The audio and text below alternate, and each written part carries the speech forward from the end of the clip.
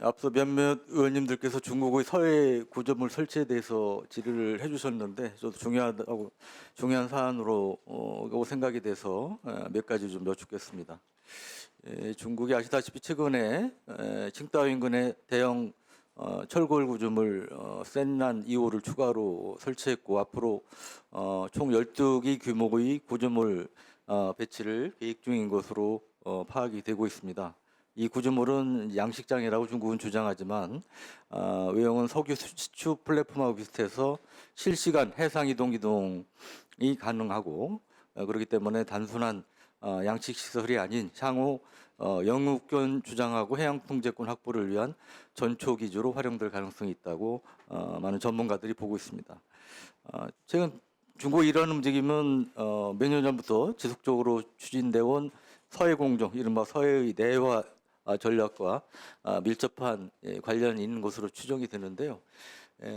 PPT에서 보시다시피 중국은 지난 2013년에 인민해방군 해군 사령관이 우리 최윤희 합참의장이 중국을 방문했을 때 한국 함정이 동경 124도 서쪽을 넘어서는 안 된다는 발언을 한 이후에 여러 가지 도발적인 행위를 계속하고 있습니다.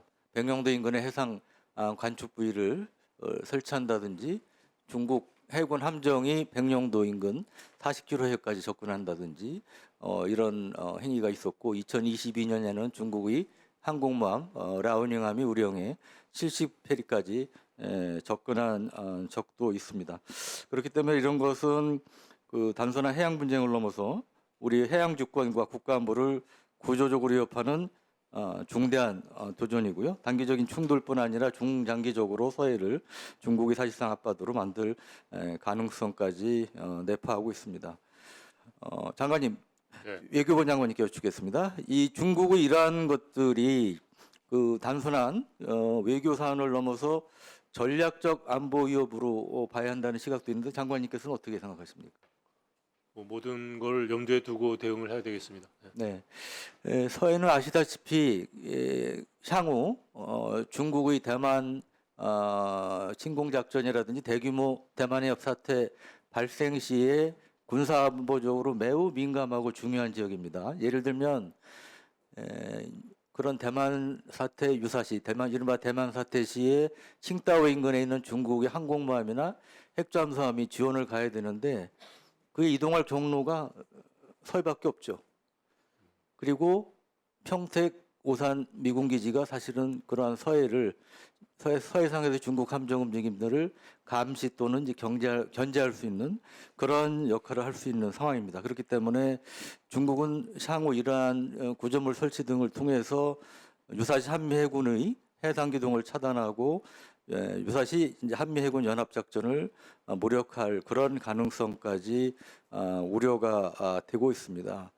이와 관련해서 이 단순히 뭐 양자 차원의 문제가 아니고 국제사회 공조를 통해서 공동 대응을 해야 된다 이런 시각도 있습니다. 미국, 일본, 아세안 등과의 연대를 통한 다자외교 전략을 통해서 중국의 이러한 움직임을 견제를 해야 된다는 시각도 있는데 장관님께서는 어떻게 보시는지요? 아직 그렇게까지 확대해서 생각할 단계는 아닌 것 같습니다만 네. 약간 예의주시하면서 적시에 대응하도록 그렇게 하겠습니다. 네. 그래서 서해는 말씀드렸다시피 우리 해양 주권과 직결된 전략적 지역이기 때문에 정부는 이런 상황에 대해서 보다 엄중하게 인식하고 실효성 있는 외교적 조치를 통해 단호하고 능동적으로 대응해 나갈 필요가 있다고 생각합니다. 두 번째로 우크라이나에 있는 북한군 포로 관련해서 좀 장관님께 질의를 드리겠습니다. 장관님, 지난주에 그 우크라이나 외교부 장관과 북한군 포로 문제 관련해서 전화 통화를 하신 걸로 언론에 보도됐더라고요. 네. 어떤 말씀하셨습니까? 우리의 기본 입장과 우려를 다시 반복해서 전달했고 그전에는 실무선에서 전달했고 이번에는 장관이 외교장관께 직접 전달했다는 데 의미가 있습니다. 그러니까 장관급에서는 처음으로 전달하신 거죠, 그렇죠. 접수하신 예. 거죠. 그 우크라이나 외무장관은 어떤 반응을 보였습니까?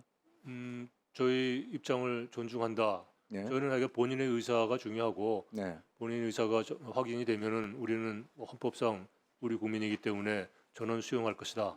그리고 인도주의적 관점에서 그 문제를 처리해 달라는 얘기를 했고요. 예. 그거 다 그렇게 존중해서 염두에 두면서 이를 긴밀히 협의하기로 했습니다. 그럼 우크라이나 쪽의 반응은 어떻습니까? 그 우크라이나 장관이 그거 잘 알았다. 예. 그 문제는 상부에도 보고하고 앞으로 협의해서 처리하자 이렇게 답이 있었습니다. 네, 최근에 그 포노마렌코 주한 우크라이나 대사가 한국 언론과 인터뷰를 통해서 북한 포로 송환은 흥정 대상이 아니다 이런 얘기도 했다는데요. 예, 네.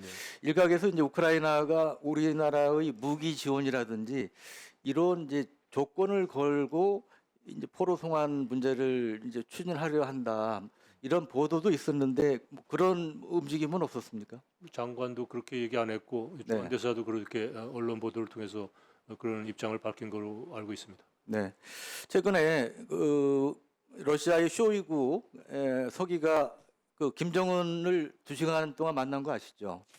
제가 방북한 거는 아닙니다만 네, 그 만난 거는 아직 제가 보고 보지 못했습니다. 네, 이제 언론에 그렇게 2시간 가량 만났다고 보도가 됐고요.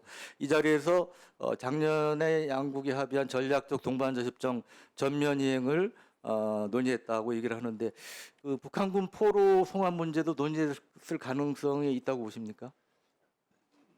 그래서 제가 예단할 수는 없습니다만 종전 협상 과정에서 약간 북한 문제를 저기 신중히 다뤄야 된다는 메시지는 가 있습니다. 네, 아무튼 북한과 러시아도 이렇게 긴박하게 움직이고 있기 때문에 지난번 상임위에서도 말씀을 드렸지만 장관님을 비롯해서 정부 당국에서 북한군 포로의 조속한 송환을 위해서 좀 더 노력을 기울여 주셨으면 감사하겠습니다. 그렇게 하겠습니다.